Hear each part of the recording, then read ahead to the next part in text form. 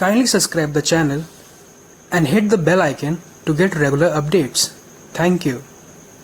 Welcome to online classes Shivam Convent Anand Nagar Shuklaganj Unnao. आज हम class 7 की बुक नैतिकता के प्रसंग को शुरू कर रहे हैं, जिसका चैप्टर 3 पार्ट 3 आपसी सहयोग और विश्वास। किसी घने जंगल में एक हाथी रहता था। वह अपनी शक्ति के मद में चूर होकर इधर उधर घूमता फिरता था। जंगल के पशु पक्षी उसके डर से थर थर काँपते थे। वह वृक्षों की टहनियों को तोड़ डालता, बड़े बड़े वृक्षों को अपनी सूंड से पकड़कर झकझोर डालता, जिससे पक्षियों के घोंसले टूटकर गिर जाते, घोंसले में रखे हुए उनके अंडे नष्ट हो जाते और नवजात पक्षी मर जाते। सारे जंगल में उस दुष्ट हाथी का आतंक छाया हुआ था। एक बार वह मद में चूर होकर जंगल के पेड़ पौधे को तोड़ता कुचलता घूम रहा था। उसने एक पेड़ की डाली पर बनी चिड़िया के घोंसले को तोड़कर जमीन पर पटक दिया और अंडों से पैरों से कुचल डाला। यह देखकर चिड़िया जोर जोर से रोने लगी। नर चिड़िया ने उसे बहुत समझाया, परंतु वह लगातार यही कहे जा रही थी, उस दुष्ट ने मेरे अंडों को कुचल डाला है। जब तक उसे उसके किए का फल नहीं मिलेगा, तब तक मेरे मन को शांति नहीं मिलेगी। अब इतने बड़े हाथी का एक नन्ही सी चिड़िया क्या बिगाड़ सकती थी।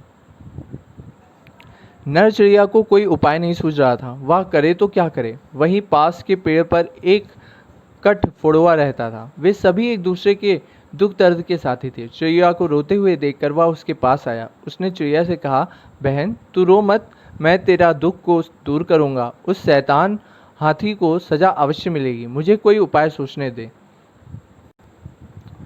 कठफोड़वे की बात सुनकर चिड़िया के मन को थोड़ी शांति मिली। उसने रोना बंद कर दिया। थोड़ी देर सोचने के बाद कठफोड़वे ने कहा, देखो मेरा एक मित्र है मेढक और दूसरा मित्र है एक नन्ही सी मक्खी। हम तीनों मिलकर उस दुष्ट को मजा चखाएंगे। उसकी बात सुनकर चिड़िया को बड़ा आश्चर्य हुआ। भला ऐसा कैसे संभव है? इतने विशालकाय हाथी को ये नन्हे नन्हे जीव कैसे डरने दे सकते हैं? उसने अपना संदेह प्रकट करते हुए कहा, ऐसा कैसे संभव है भाई? कठफोड़वे ने बड़े आत्मविश्वास से कहा, संभव है बहन, संभव है। देखो मक्खी बहुत मीठे स्वर में गुनगुन करती है। जब वह दुष्ट हाथी भरपेट खाकर किसी तालाब के किनारे आराम कर रहा होगा, तो यह मक्खी उसके कान के पास जाकर मीठे स्वर में गुनगुनाएगी। उसके मधुर संगीत को सुनकर वह हाथी आनंद में मग्न होकर अपनी आंखें बंद कर लेगा। ठीक उसी समय मैं उसकी दोनों आंखें फोड़ दूंगा।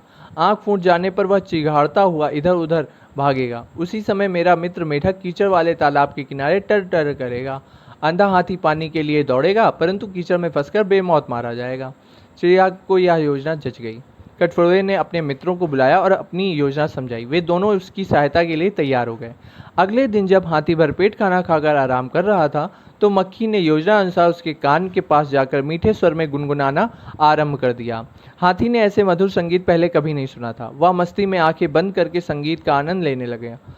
कठफोड़वे तो इसी अवसर की ताक में था। जैसे ही हाथी की आंखें बंद हुई, वह धीरे से उसके निकट गया और अपनी तेज चोंच से हाथी की दोनों आंखों को फोड़ डाला। हाथी भयंकर दर्द से चीख उठा, आंखों से खून बहने लगा। वह दर्द से बिलबिलाता हुआ इधर उधर दौड़ने लगा। तभी मेढक ने कीचड़ भरे तालाब के किनारे टर टर करना शुरू कर दिया। हाथी ने सोचा कि इतना पानी का तालाब, शायद पानी पीने से कुछ आराम मिल जाए। वह तेज गति से मेढक की आवाज़ की दिशा में बढ़ा, लेकिन वह भयंकर कीचड़ में फंस गया। उसने कीचड़ से बाहर निकलने का भरसक प्रयास किया, परंतु अंधा हो जाने के कारण उसे सफलता न मिली। वह कीचड़ में धंसता चला गया। अंत में वह उसी कीचड़ में तड़प तड़प कर मर गया। इस प्रकार तीन नन्हे नन्हे जीवों ने मिलकर अपने से बलशाली शत्रु को समाप्त कर दिया। बच्चों, हमें इससे शिक्षा मिलती है, संगठन में बड़ी शक्ति है। आपसी सहयोग और विश्वास से हर मुश्किल को दूर किया जा सकता है। कमजोर धागों को एक साथ मिलाने में या मिलने से जो रस्सी बनती है, उससे हाथी को भी बांधा जा सकता है। सच ही कहा गया है, सगे शक्ति सर्वदा। Thank you.